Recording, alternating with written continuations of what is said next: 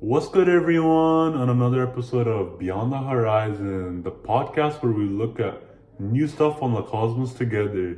We have a special guest today who's different from the people who we usually have here. The special guest who's come to our podcast today is an extremophile, a type of life that survives in places that would be dangerous for most of us. Today's guest is from deep in the ocean, where it's impossible for us to survive. Let's begin. Thanks for coming here today. Can you explain to everyone why you're viewed as an extreme form of life? Thanks for having me here today. The thing that makes me extreme is the place I call home. I live in deep ocean hydrothermal vents, and that's where the pressure is super high. The temperature can get really hot. For almost all types of life, these conditions would be super dangerous, but the thing is, I've learned to survive in them, so I'm good. That's interesting. My next question is, do you prefer more extreme and dangerous environments, or do you simply just survive in extreme environments? I'd say I'm more of an extreme enthusiast. I've learned and got used to living in these environments that would be dangerous for others. And the amount of pressure and heat of the hydrothermal vents that come along with it are where I live the best and most comfortable life. But if it comes down to it, I can survive in less dangerous environments. I would say for me it's all about surviving and adapting to new environments. True, learning to adapt to new environments and whatnot is needed for all types of life.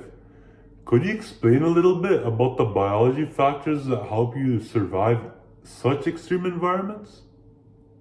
My biology and the way my cells are structured are made to survive in extreme temperatures found in hydrothermal vents.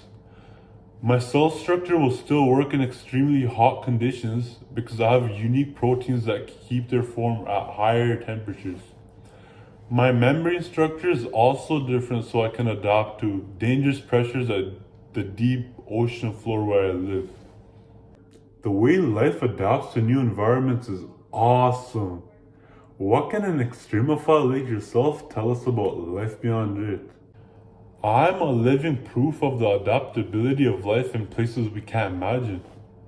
Extremophiles can be found in many different environments on Earth, and it suggests the possibility that life could live and survive in extraterrestrial conditions. You can say it's like extremophiles have learned to survive in the deep ocean. Life can find ways to survive in extreme cold in space or dangerous conditions on other planets.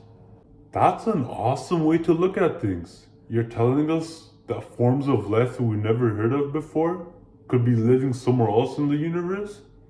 Adding on to that, you're probably doing good in environments that would be challenging for us to live in.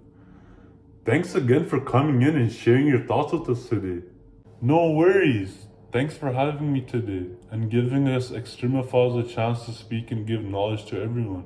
This concludes our look into the amazing world of extremophiles. Let's keep ourselves open-minded to the possibilities of moving life in never seen before, never thought of, or never heard plans as we keep looking into the cosmos.